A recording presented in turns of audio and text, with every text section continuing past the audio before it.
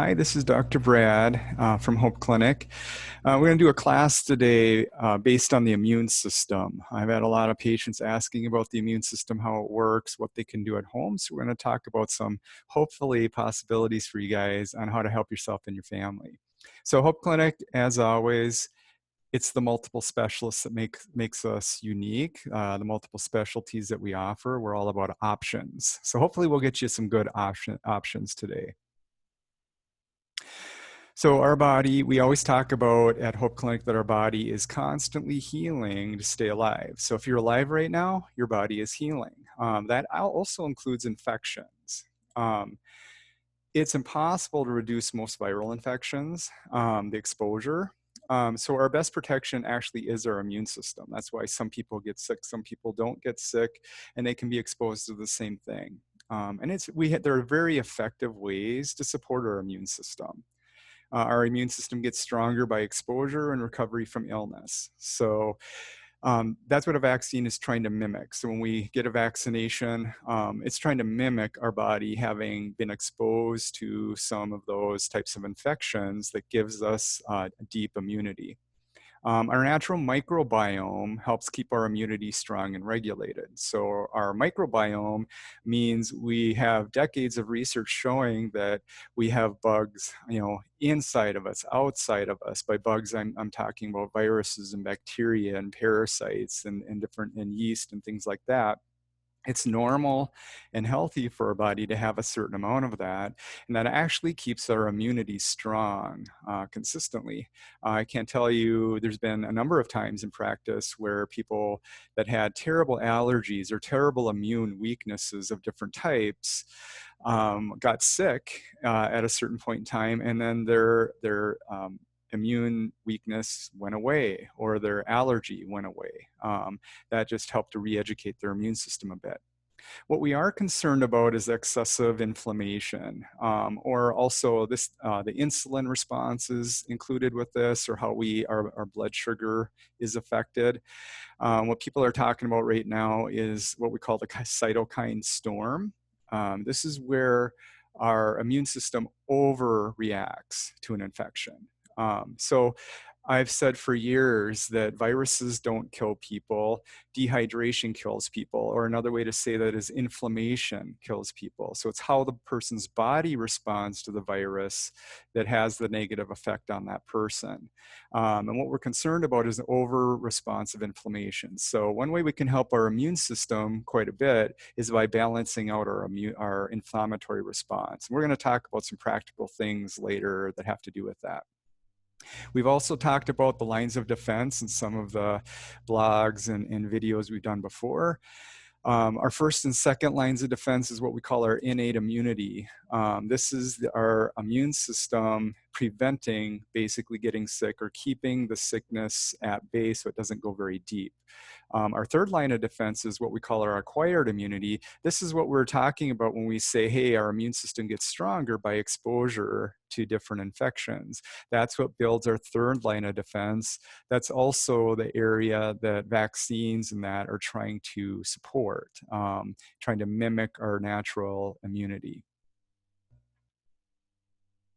So let's go on to some of the factors that affect our immune system function. These are the ones we're going to talk about today. We're going to talk about them specifically and hopefully give you some practical tips on those. The first one is hydration. Hydration is very important. Pure water is the best way to hydrate. Sports drinks, things like that, if we're always putting things in our water, putting flavors in our water, that's going to allow us to hydrate less.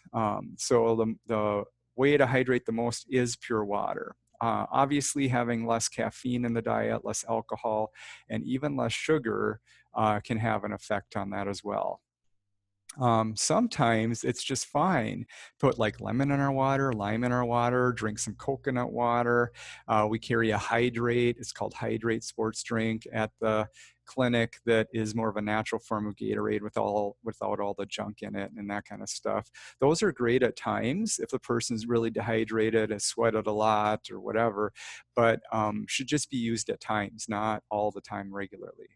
So how much hydration? We tried to give you a bit of an idea here for adults and teens. We're looking at 15 ounces of water. The best time is about 30 minutes before meals. And we talk about that in the HOPE class as to why that's a good idea. But the whole point right now we're talking about is getting in that water. So what we're looking at is trying to get in a good 45 ounces of water a day if you're an adult or a teen.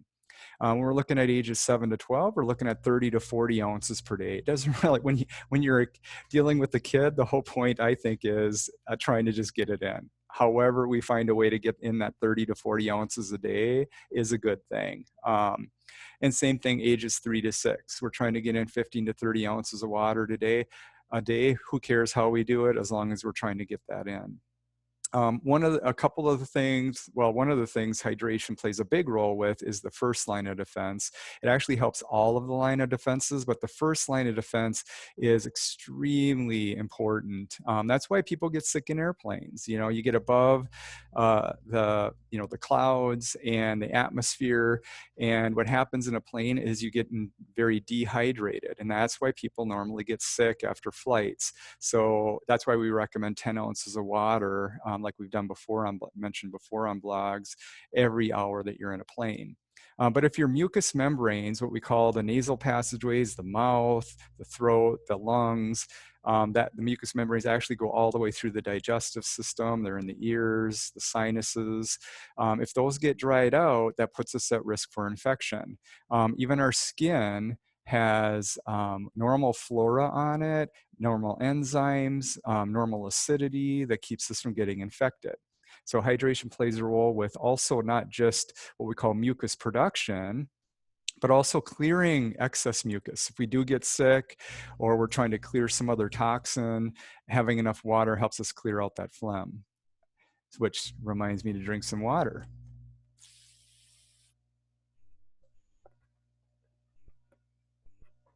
As we're able to have good phlegm clearing, that helps our inflammation balance stay balanced. Okay, so we don't have excessive inflammation. A lot of people are having what we call a cytokine storm because they're already dehydrated before they got sick, and then they weren't able to get hydration in time. So that's another thing to be thoughtful of, which I thought I had in here, but maybe not. So I'm going to go back to that. Another thing with hydration that's a good option, if a person gets really dehydrated or can't get rehydrated, that becomes a dangerous issue when they're sick. So if you can't keep something down, especially if you can't keep water or fluids down, if they're going out one end or the other, okay, and you have a fever, that's a big deal to stay hydrated. And if you can't keep water down, then what we recommend is what we call infusion therapy or IVs, just getting an IV. What we do that way we get hydration directly into the bloodstream and really makes a world of difference for people. So let's talk about fresh air. Fresh air is a big deal as well. All of these are kind of big deals. I'm a bit more of a fan of if we can help in small changes in areas throughout the body, we can have a big change long term. So inflammation regulation. According to the I'm going to bring my screen down here so everybody can see. According to the NIH, there's a number of studies I looked up. But one thing we know with inflammation regulation, just short periods of increased oxygen or natural ozone actually show a decrease in inflammation. So whether we're talking about, we've seen this with heart disease patients, we've seen this with people that go into what we call a hyperbolic chamber. And we've seen this with people with fevers, where there's a lot of where there's basically deoxygenation going on, and we force, in a sense, oxygen in there, or even just get fresh air involved, and it can make a world of difference. Fevers, we see that all the time. You have a person with a fever, they get outside, walk around a little bit, and the next thing you know, it's down to normal or way down from where it was. Emotional regulation. Emotional regulation's very dependent on oxygenation through our brain and central nervous tissues. So decreased oxygen saturation directly increases heart rate and blood pressure, which causes the person to feel more stressed. Reduced oxygen studies show mood swings, everything from apathy and depression to being very irritable and even quarrelsome and anxious, according to some studies in the NIH. Mental acuity is definitely affected by loss of oxygen or fresh air. According to some NIH studies, we have a direct effect on response times and mental clarity with even small changes in available oxygen levels. So we need to be thoughtful of that. Like, when we're, choosing to wear a mask where we're going, the way society is right now, we need to be thoughtful of, okay, how am I feeling? Do I need a break? Or do my family members need a break? Because there are certain people too that we need to be careful of when it comes to that. And that's where we get into the concerns. If a person has cardiovascular disease, they already have a problem getting oxygen to the brain and the tissues. People have asthma and allergies, same thing. They already have problems getting oxygen to the brain and the tissues. People with anxiety, depression, or mood disorders or issues, we need to be thoughtful about, about reducing or inhibiting fresh airflow. Memory, cognitive issues, we want to be thoughtful of. Any person that has chronic inflammation, chronic pain, chronic fatigue, if we reduce airflow, fresh airflow or oxygenation to the tissues, that problem's going to get worse, okay? Headaches, especially certain types of headaches, can be caused by lack of oxygen or fresh air, but definitely can be exacerbated. Somebody has shortness of breath, you want to be consider, as soon as possible, get a break from that mask or find some fresh air to get out in. I'm especially concerned about kids and the elderly and special needs. Some of the patients I've had come in lately are people that absolutely should not be having any restriction of airflow because they already have some major problems. And yet I've seen, some of these kids and elderly and special needs patients that they're the ones that are wearing the heavy mask. So we gotta find a balance to that in some way. So what's the good support for that? Because there's positive ways to support around that. Obviously, fresh air exercise. So if you're going to have a reduced air amount, whether you're up in high elevations or you're wearing a mask or whatever, you're in your fresh air afterwards with some exercise to get some, reoxygenation of the blood, clear some carbon dioxide out. That's a good idea. Going back to hydration, what we call living water. Living water, no, we're not talking about a church or anything like that. We're talking about water that's actually moving.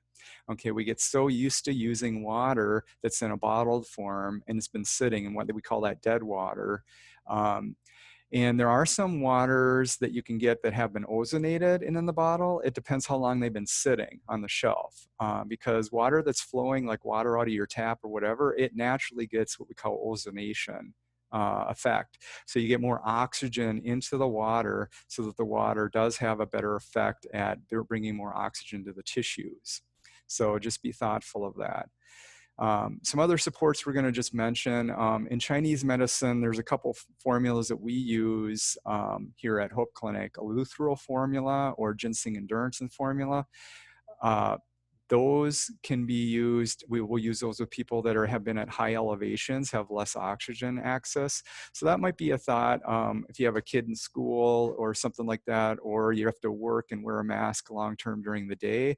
When they get home or before they go to work, do we try to, get out, get some fresh air, get some, flowing water into them, some tap water into them, and do we have them take 2 or 3 Eleuthero or 2 or 3 Ginseng endurance depending on the case. Another support that's really great that you can just go ahead and probably use if you want to is there's a product called Mitocore we have, and there's another product called Capax and Mitonutrients, and we're going to talk about all these a little bit more later and doses a little bit more. So, but the mitochore is more of a general supplement, like a multivitamin for what we call your ATP production and how your body deals with oxygenation in the body. It's very balanced formula. Capax Mitonutrients does the same thing, but is a little bit more energizing to it. So it kind of depends on your case as to which one might fit. And then using either one of those with L-glutathione and or N-acetylcysteine, those play a big role in helping to balance the inflammatory response and help build ATP and oxygenation through the tissues. So we're going to go on to movement. Everybody knows I'm a big fan of movement. I really think our body is built for movement. There's plenty of research to support that.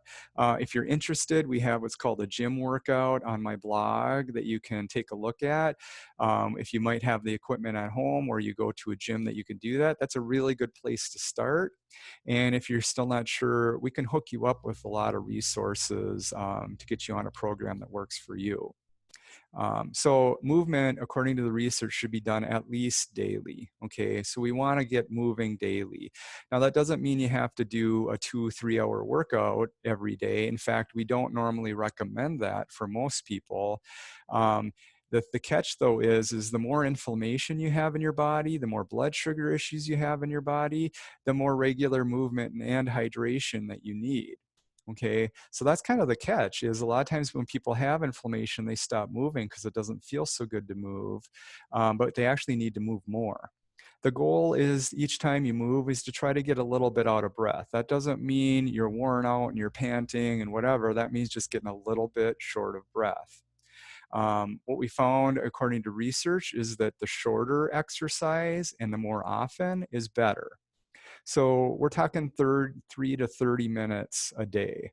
And it could be, if you have an inflammation problem or a blood sugar issue, we might want to be starting with 3 minutes every few hours through the day, something like that. So where it's actually focused into your part of your day, so you're getting up and moving around or working through your exercises or whatever you're doing, finding that works for you. And research shows that if you work through your entire body each day, that's the best way to do it. If you're just, we have, our country has been built kind of on bodybuilding and our exercise industry. And if you're just working on your biceps one day and something else the other day, that's not necessarily as potent as just getting through your entire body, just maybe doing one set of exercise through every piece of your part of your body. Now, movement helps all three, again, lines of defense, but especially the first and second line of defense. It helps get stuff where it's supposed to go because it gets flow going in our bodies. Helps build oxygenation in the areas they want, helps build ATP energy, and it helps to detox. When you have exercise and water, we can build good, what we call peroxide in our body for clearing out toxins, clearing out phlegm, all that. And our thinking gets affected as well. Mood, all that gets affected if we're not moving. If we're moving regularly, we have less confusion and less lethargy. Let's go on to sleep. So studies have been showing that low quality sleep or less sleep definitely means more chance of getting sick and a longer recovery. So it takes longer to get over the illness. So some things to consider with sleep is looking at a regular schedule. With the way society is right now, some of us have crazy schedules. In fact, some of us can make our own schedules. Yeah, maybe I can't quite as much, but a lot of you maybe can. So making sure that you're sticking on a regular sleep schedule, that affects our melatonin. And one of the things that's been interesting in the research over the last few years is showing that melatonin in our brain makes melatonin at the time it's supposed to go to bed. And that helps us to fall asleep. And melatonin gets into kind of like a routine, or what's called our pineal gland in our brain makes melatonin at the time that's appropriate for us to go to bed. So if our brain doesn't know what the appropriate time is to go to bed, it can't do that very well. So we're finding out that melatonin recently plays a huge role with inflammation and our immune system. It might be actually getting almost close to how vitamin D affects us. So it's a big deal. So what are the biggest problems with sleep? The number one causes of what we call insomnia or trouble fall asleep, sleeping well, is stress, worry, or even trauma. So basically stress and interruption, if you're interrupted. So thinking about that, and how do you set up an environment where you feel less stressed and you're not going to be interrupted, whatever that might mean, whether that's a pet or, how do we get help with the kids so it's not maybe on a regular basis as much? How do we make the environment so we're not waking up with sounds, with too much light or no, or uncomfortable environment, whether it's too warm or too cold. Some ideas that I see a lot are media fasting. If people have their media going, media or screen time gives off what we call blue waves, and blue waves can keep your brain active at night, so you can't sleep as well. There are screen filters you can get. There's also glasses you can get that helps with the blocking of blue wave if there's no way you can get around that. But the best way is, staying away from screen time before bed, and then, the media in general right now. Remember, media makes money off of getting people's attention.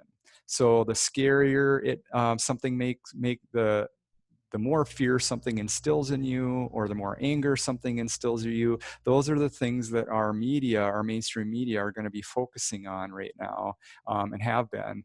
And so just be thoughtful of that. Finding ways to reduce and replace your stress, and that's what we're going to next. So stress, one of the things I want to mention right away is homeopathy. If you've seen Sue Mills or homeopath before and had some results, I would recommend this might not be a bad time to get back in to see her again and keep your constitution strong. The stronger our constitution, or how our body's reminded to take care of things, the better we can handle stressors in our life, and the stronger our immune system. So also figuring out what works for you. A lot of times it seems so simple, but everybody's different. And if something's working for you, try to stick with it. If you're not sure what works for you, try some different things and see what might work for you.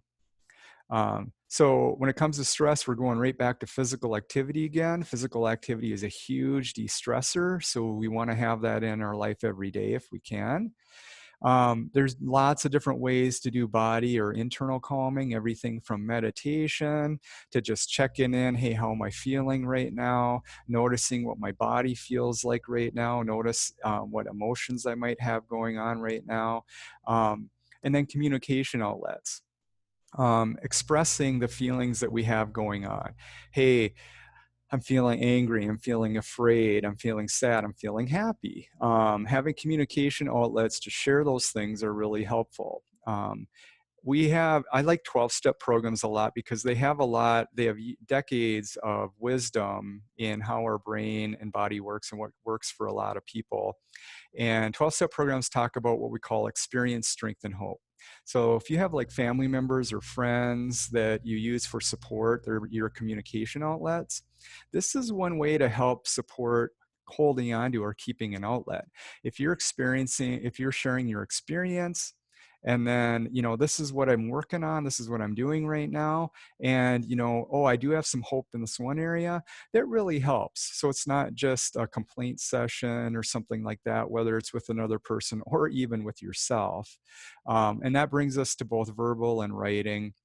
Sometimes there's lots of ways to do writing that can be helpful to get kind of communication outlets, kind of noticing, hey, this is what's going on, and getting it outside of us from internally.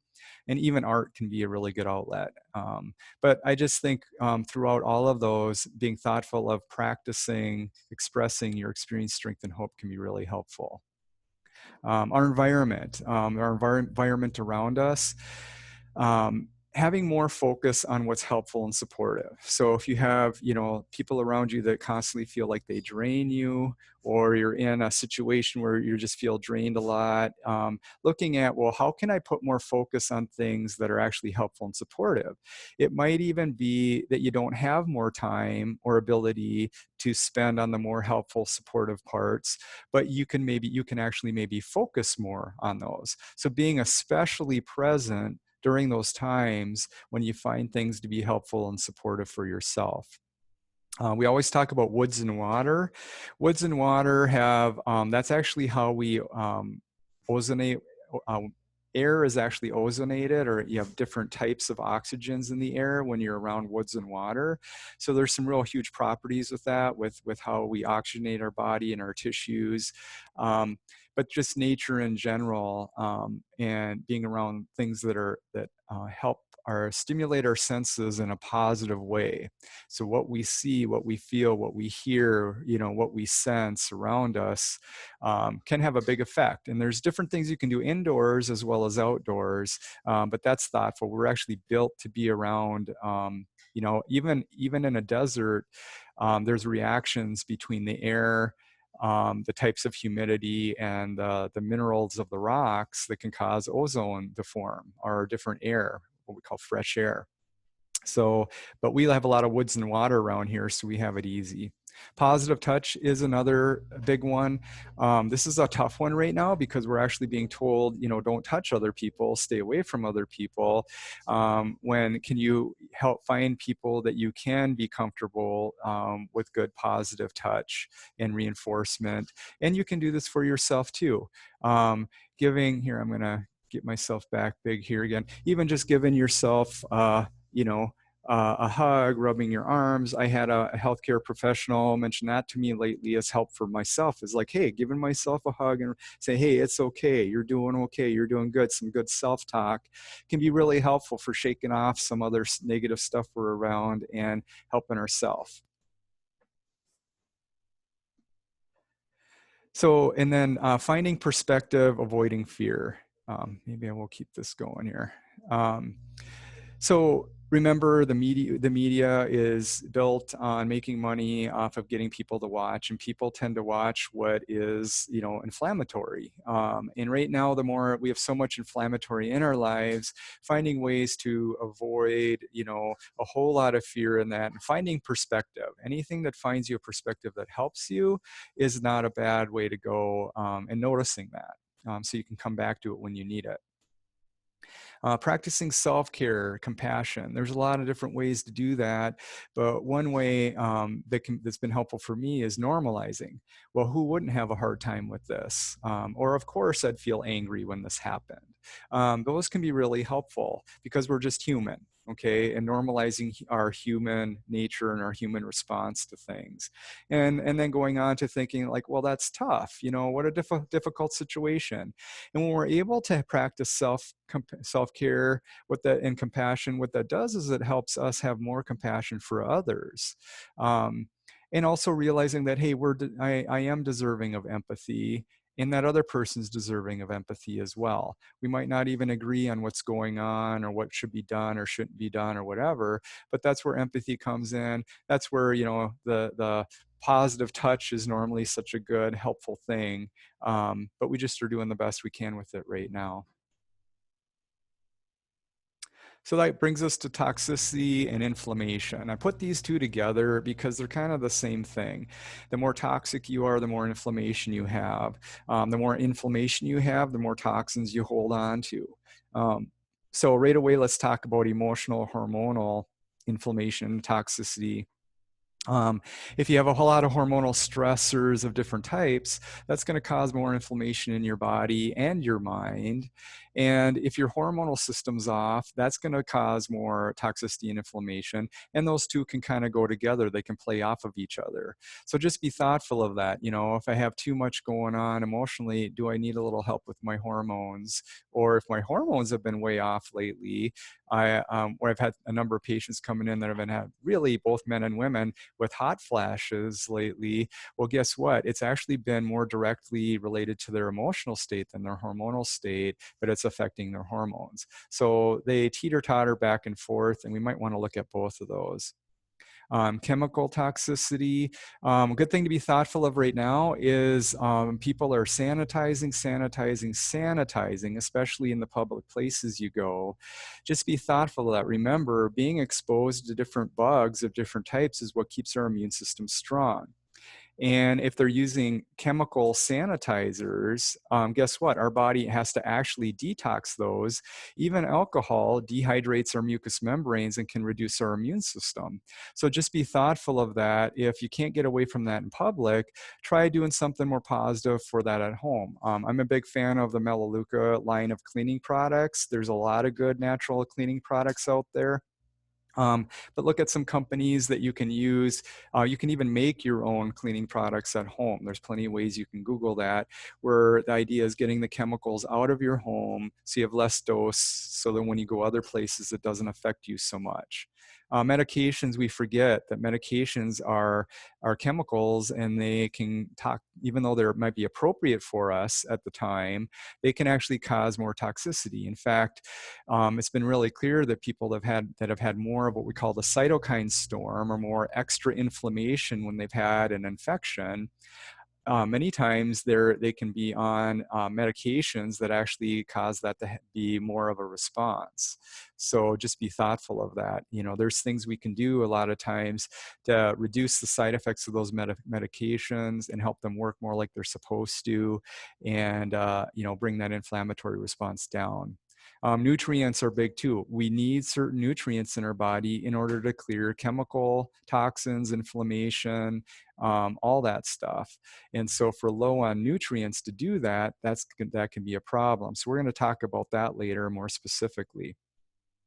Movement, again, we're back to movement again. You see why I'm always kind of excited about, you know, getting movement going in people's lives, because a movement hits this area as well. With movement helps us detox through and oxygenate the tissues. The way we detox through the lungs, through the bowels, through the urine, and through the skin. So, you know, if it's somebody if you have to wear a mask through a big part of the day, guess what? Now you're not detoxing through your lungs, which is your top way to detox as you go through your day. So we need to help out as we can, you know, getting some fresh air, getting some movement to keep those lungs working when you can. Obviously, without a mask, you don't want to exercise with the mask. And making sure your bowels are moving, so we're clearing that way. Making sure you're getting plenty of hydration to clear through the urine. So whatever we're not able to get through the lungs, let's try to get it through the urine. If we can't get it through those, a lot of times it'll come out the skin. And that's what we've been seeing a lot. You know, people that do have to wear masks all day can have a lot of skin issues where the mask is. And that also brings us to the point of what material of mask is best if you're going to wear a mask or have to wear a mask. Well, that's the thing is, you know, a lot of people are using paper masks. We even give them out at our clinic if people want them, or at least offer them if they want them. But just realize those paper masks are meant for very short term, because they do have chemicals in them that can, you know, obviously build up in your lungs and your skin. That's why having so many nurses come in lately that are having, you know, all these issues in their mucous membranes, in their mouth and their throat, and infections and stuff around their mouth. And it's because they're having trouble detoxing that way. So if you can't detox these other ways, it comes out the skin. So if you're having trouble with that, we might want to look at how there's some other ways we can help you detox. Let's talk about nutrients. Nutrients is probably the main reason most of you dialed into this, but I wanted to give a balanced picture that there are different options and ways you can help yourself. It doesn't have to be just taking a pill. So we're going to go right on to foods, okay? And obviously more whole foods and less sugars plays a big role in your immune system and inflammation. And first, number one thing we talk about a lot is apple cider vinegar. Apple cider vinegar, what we want is apple cider vinegar that has what we call the mother in it. So it's not been pasteurized. And you don't want to refrigerate your apple cider vinegar. You want it to just sit on the shelf at room temperature, and it'll be just fine. You can actually make it less effective by refrigerating it. The idea is for most people, you know, starting out with a teaspoon a day in some water, and it can be a differing amounts of water depending on what seems to work. If you have a kid that's, you know, 3 or under, then I'd recommend, hey, let's talk about that before you're giving that too much, because it depends on the kid as to whether that's going to be helpful. Apple cider vinegar is especially helpful for the immune system when we have weather changes. You know, why do we call a cold a cold? Well, because it happens when weather changes to more colder weather. It's where we have more of that going around. And that's just a given. There's actually epidemiological studies showing, there's actually books out on this, showing that depending on the weather changes and the seasons, that shows when different viral infections like flu viruses and colds, and yes, even coronaviruses and you name it, actually increase and decrease. And you can actually chart it by what it's gonna do in any population. And we're having that same thing going on right now. We get to see that same old that goes on. But one way to support yourself whenever there's a weather change is apple cider vinegar, whether it gets warmer or colder or whatever. Organic apples are great. The reason we mentioned specifically organic apples is if you can't get organic apples, just remember there's usually quite a bit of pesticides that can be on the top of inorganic apples, and we're just doing the best we can. So if you're going to eat an inorganic apple, that can be fine. Just probably cut off the top quarter or top third of the apple, and it'll be a lot more like an organic apple, because that's where most of the pesticides reside. Broccoli is another good food. It's what we consider almost like a superfood because it has a lot of sulfur type nutrients in it and just packed with nutrients that helps your body detox. Organic spinach is another power-packed nutrient food, especially good with minerals. And then cabbage, we have highlighted here a little bit more too, because there's even studies showing that cultures that eat cabbage on a daily basis have been almost completely unaffected by whatever flu virus, coronavirus, or whatever has been going around. So it just goes to show that's another high sulfur food there that we don't a lot of times have in our diet, you know, because, you know, to be honest, we don't eat it much at home because it smells so bad. But we do the best we can. Beets is another really good one. Beets actually helps your liver detox appropriately, keeps that moving. Beets and organic apples actually both help the liver clear what it's supposed to. You know, that's probably why the saying, you know, an apple a day keeps the doctor away. You could probably say a quarter of a beet a day keeps the doctor away too. And then skin on carrots. Now, it's fine to eat carrots without the skin. That's just fine. But most of the nutrients in the carrot are in the skin or right under the skin. So that's a way to get really some good vitamin A and potassium and some other nutrients that helps your immune system function like it's supposed to. Ginger is another one we really focus on at the clinic, partly because we live in a cold climate here in Minnesota. So ginger is a warming root, warming herb that can be really helpful for the immune system. And it's anti-everything. It's antiviral, antibacterial, anti-yeast, you name it, even anti-parasite. Garlic is another one that's about anti-everything, but it's so strong. We're not highlighting that. If you can take that, that's great. But garlic, where ginger actually supports the immune system for most people, garlic can actually kind of mess with the digestive system for some people. So it's just kind of what you can tolerate. If you can tolerate it, that's great. And if other people around you can tolerate it with the smell, that's great too. So let's go on to basic nutritional supplementation. I'm going to move my thing here so you can see it a little better. Just remember with the dosing here, for those of you moms or parents out here, we wanted to make sure we gave some dosings to kind of go by. And you have questions, you can always give me a call at the clinic or ask me at an appointment. But in general, we're looking at ages 3 through 12, looking at half dosing. That doesn't mean that a kid in that age couldn't probably use a full dose, but we just want to be thoughtful and careful not to overdose. And right now we're just looking at kind of making sure, do we have the basics that our body needs to fight things? So vitamin D is definitely number one.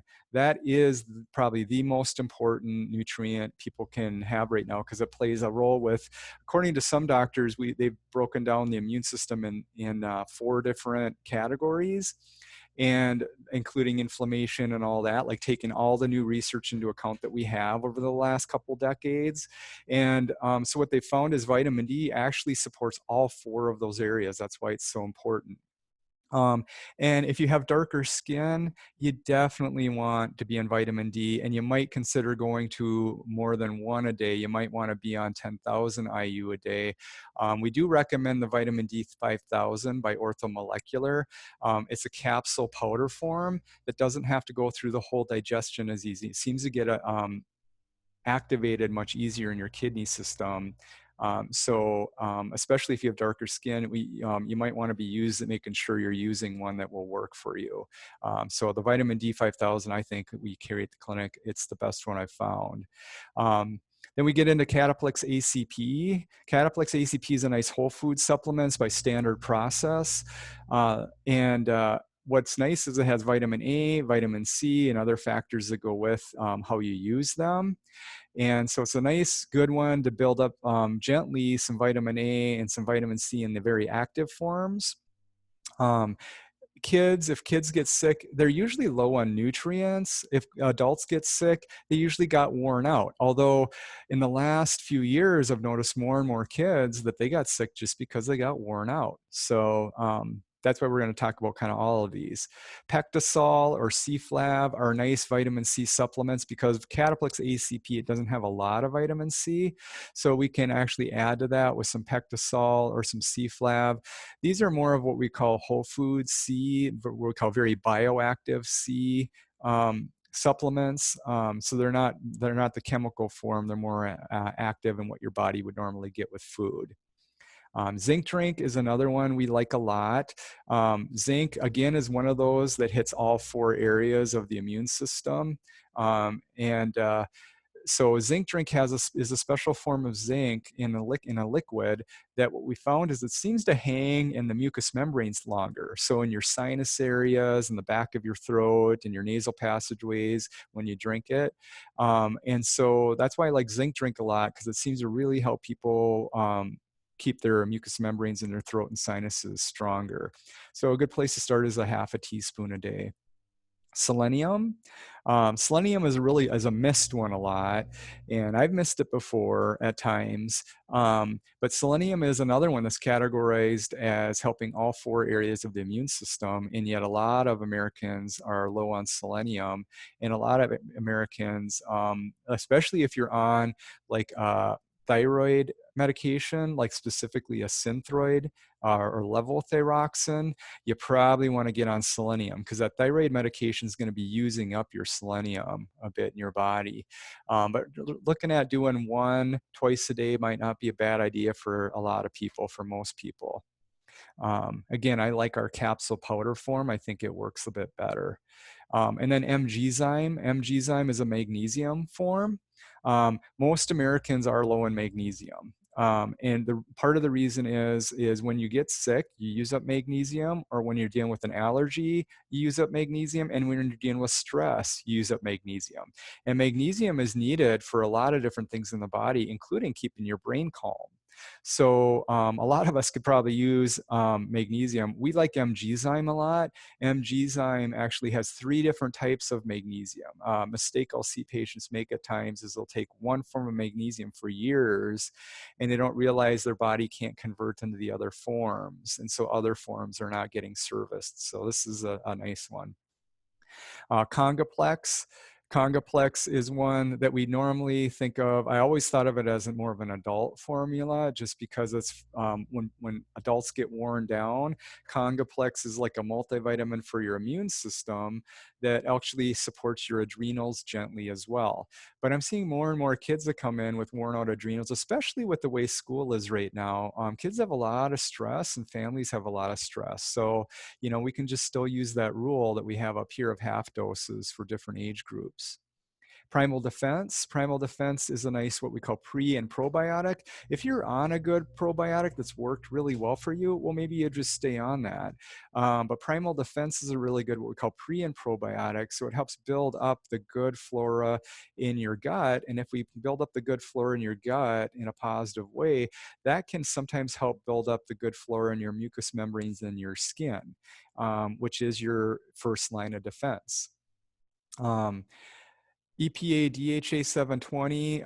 This has just been a really good, what we call fish oil or fatty acid formula, essential fatty acid formula. We found that's just very balanced, work for a lot of people. There's a lot of other ones out there. Kids, depending on the age, they might want to go to more of a, what we call a DHA, like what we call pro DHA, but EPA and DHA 720 can work just great for them if they can get it in as just a little bit of a bigger pill. Sbi Protect.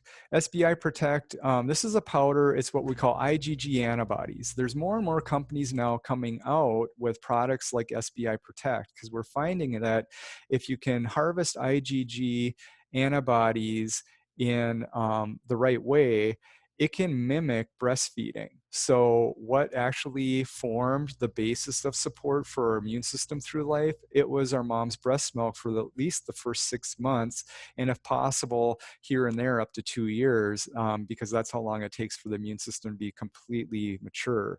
So SBI Protect is a good one to just kind of help out, especially if the person's having some skin reactions and stuff like that, that tells us something's not right in the gut. Or if they've never been breastfed before, there was some hang up during breastfeeding, this might be something to consider. And if you're not sure, definitely, you know, give us a call, talk to me or whatever, and then let's figure out if that might be or may not be appropriate for you. Nope, I'm not moving. Why am I not moving? I think I locked up here.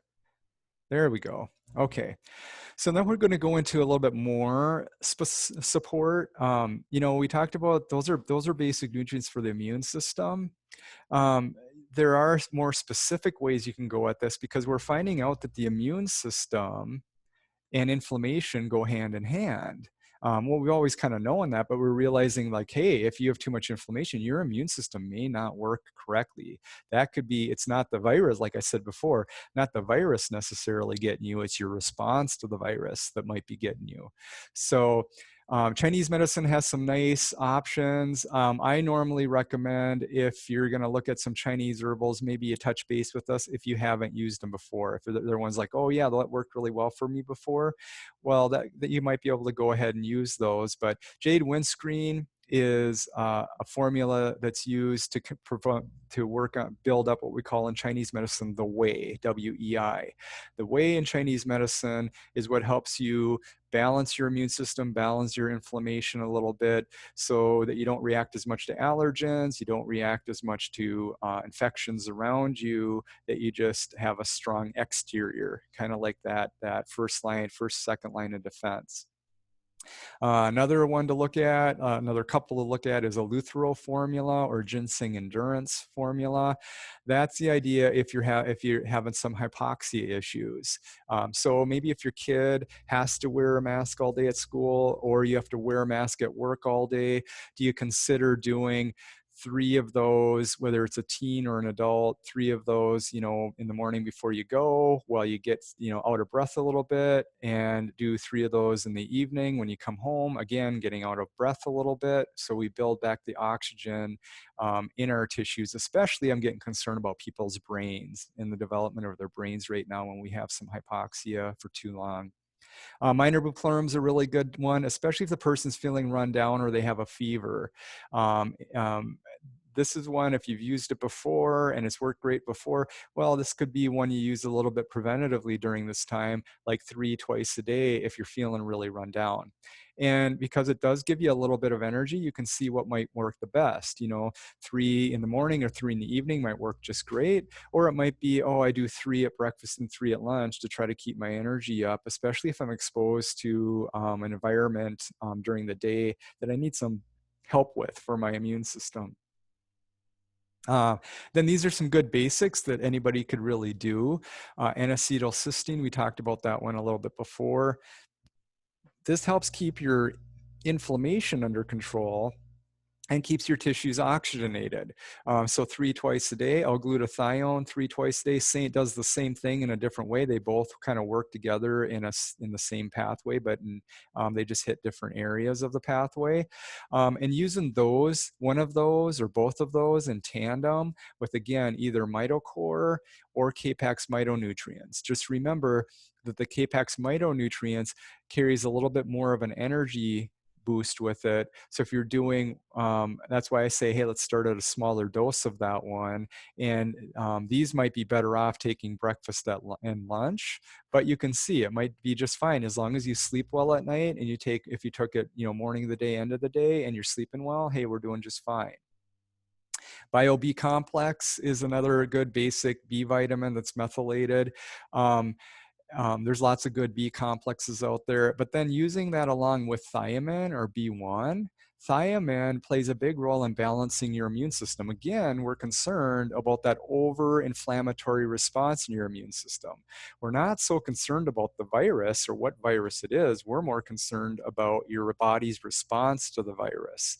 And that's where thiamine can be helpful. We'll even use thiamine for people having allergic reactions or issues with, over inflammation with mosquito bites and stuff, but just having a base of that.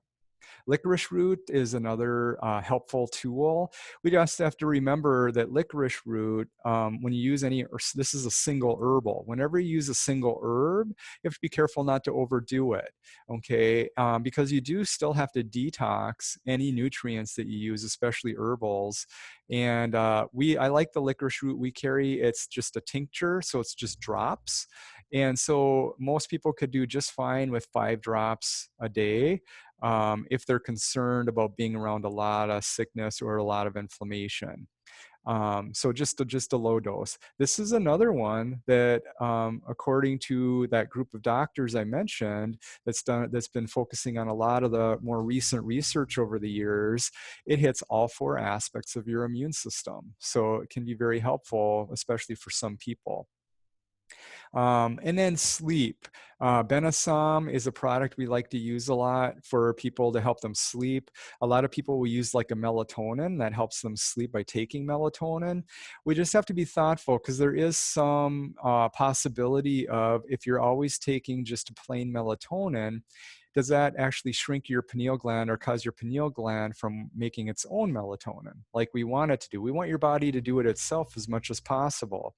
So a couple ways around that is Benasom. Benasom has some herbs with it. It's melatonin with some other herbs with it. So that doesn't happen nearly as easily. Or you could do melatonin with what we call pineal concentrate. And it could just be, 1 or 2 of each of those together to actually support your pineal gland while you're on some melatonin support. So what do you do if you get sick? Okay, so let's talk about some real specifics here. I know I'm going a little longer than we planned on, but hang with me here if you have time. And you can always come back and watch from where you left off too. So some of the basics that I like a lot are Virusid or Bioimmunezyme. These are some pre-made formulas to kind of help the whole immune system as much as possible. They're both very nice ones. They're similar, but a little different in some ways.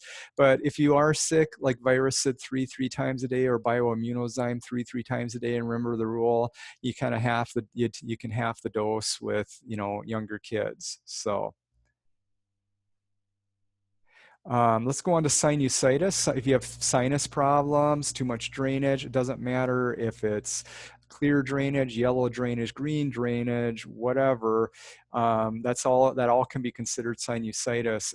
That's where Zinc Drink, doing a teaspoon twice a day, in some, you can take it straight or in water. If you can handle it, chewing a half a clove of garlic every 2 hours, and if the people around you can handle it, more power to them. And then Antranx. Antranx is a calcium lactate formula that also has some other liver nutrients with it, whole food liver nutrients. The catch with Antranx is it tastes nasty, and we need you to either chew it or crush it. And the idea is that, doing like 2-3 times a day, if you have some sinus stuff going on, can be helpful.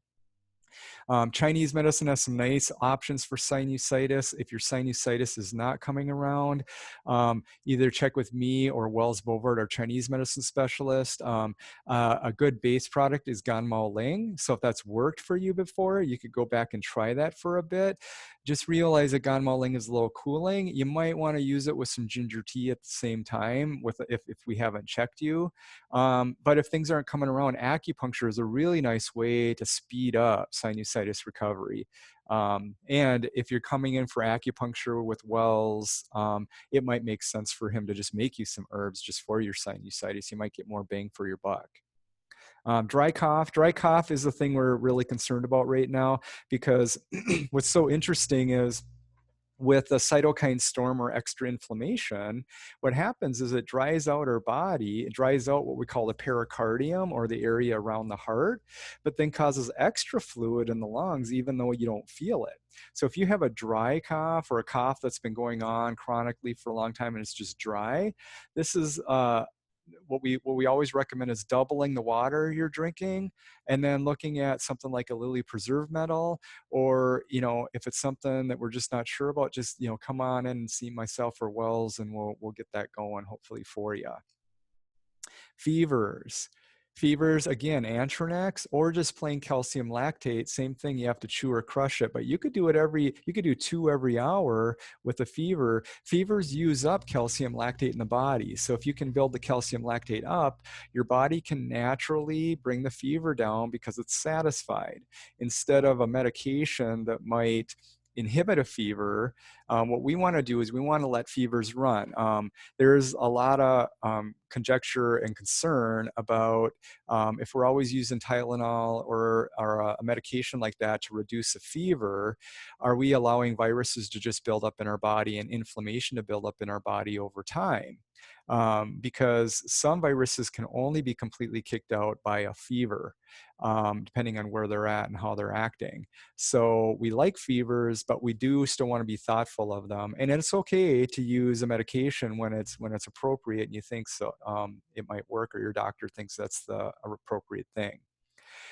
Fresh air is huge for a fever. When I was in grad school years ago, a lot of years ago now, I got so sick at one point that I had a fever. If I remember right, it was 106. And what was amazing is I thought I was thinking clearly, relatively clearly still.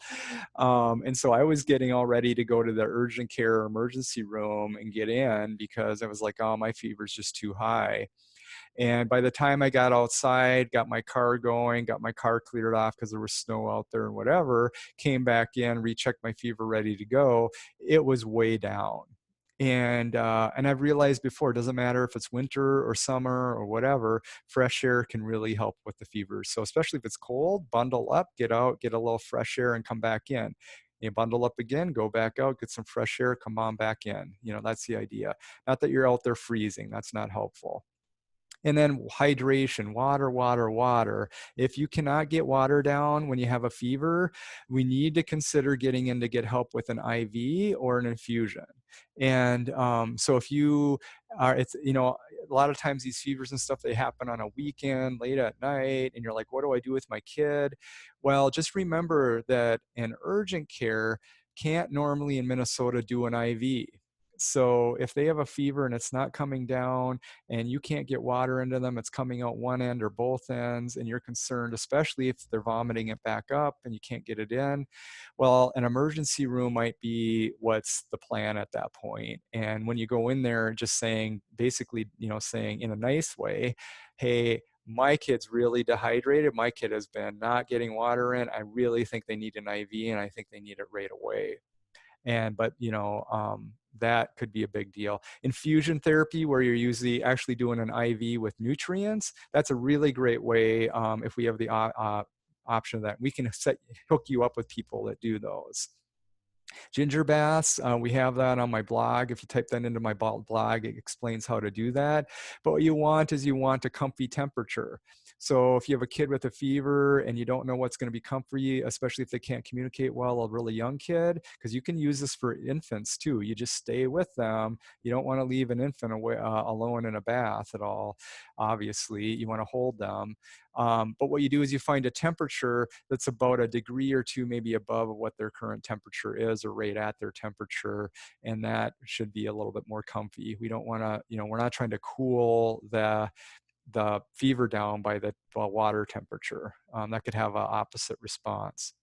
And then good Chinese herbals, minor bupleurum, if you've used that before. If you're going to have something in your cabinet at home, minor bupleurum is something to consider, because it's so useful for so many things. Fevers, phlegm, phlegmy cough, sinusitis, all those kind of things. Or you're just worn down, minor bupleurum can be a good one. So if that's worked for your family before, you might want to just keep it in, because you can use it for prevention, and you can use it if a sickness has gone on too long.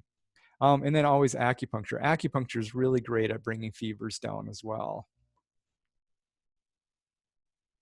So let's go on to a phlegmy cough and a sore throat. There's a difference between a dry cough and a phlegmy cough. Completely different formulas that we might want to use. Again, the same thing though, whether it's a phlegmy cough or a dry cough, we want to double the water intake. So we're getting water, water, water, water. Garlic can be a really good one with a phlegmy cough because it helps to break up the phlegm a bit. If you and your people around you can handle chewing a half a clove, a couple times a day, that could really help with the phlegmy cough. The main Chinese herbal formula for a phlegmy cough is Fritillarium pinealia. By phlegmy, we mean you can hear the wetness, or you can hear there's junk in there that's kind of coming up. It might not be completely coming up, but what we're trying to do is get it to completely loosen up and clear out. If it sounds like it just doesn't move at all, it's just dry, then we definitely don't want to do Fritillarium pinealia. This is not for a dry cough. It's for helping the phlegm that's there to clear. Sore throat, good old colloidal silver. We use what's called ASAP silver in the clinic, but there's a lot of good ones out there. And a Chinese herbal called yin care. That's what we call a Chinese medicine mouthwash. It's a very cooling mouthwash with cooling herbs that help clear. It can do everything from clearing sores in the mouth to sore throats.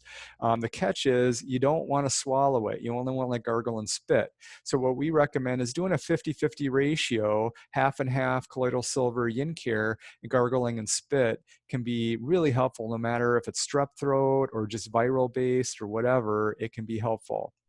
Yin Chow is the main Chinese medicine herbal formula that might be used for a sore throat. We just have to be thoughtful of Yin Chow, because Yin Chow only hits mainly the throat and up through there, especially the throat. So if you have stuff that's starting in the chest, you're probably beyond Yin Chow. You probably don't want to use Yin Chow if you're feeling anything in the chest. We might want to be moving on to something else. Also, if you have a sore throat, it could be very commonly coming down from the sinuses. So do we just flip back and use some of the sinus treatment as well? That's something to at least think about. So we talk about epigenetics a lot at Hope Clinic. So changing your lifestyle changes how your immune genes are expressed. All of your genes are expressed, but including your immune genes. And so we're talking about nutrients, movement, your mental, emotional health, all of that affects epigenetics. Just remember, what we become, or we become what we practice. So whether we're talking about what the beliefs we're practicing, the activities, the lifestyles we're practicing, we become those things. So I'm a big fan of small little changes over time can really support your immune system and your health overall, and make a big change to make you stronger. So what we're trying to do at Hope Clinic is we're trying to fill in the gaps that we might have in our health, because all of us have gaps in our health. That's just part of being human. And let's try to fill in and make those gaps stronger. So we take a weakness and hopefully make it into a strength. So the goal of Hope Clinic, we're trying to find options that really fit that individual. So if you have not been to us before, or you want to get in as a new patient, our Hope class is the way to get in. That helps you understand who we are, what we do, the options you might have in front of you, how to utilize our care. and it helps you get better results. So it's the second Tuesday of each month at 6:30 at our clinic. We do require registration, so go ahead, you can register at our website, or you can give us a call. These are a few of the upcoming classes we have coming up. So remember, the biggest change we can make is practicing small improvements. Okay, we're not here to change our whole lifestyle at once. We're not here to try all these newfangled things that might be out there to try. Let's try practicing small little improvements and see how they help our immune system. Thanks for watching.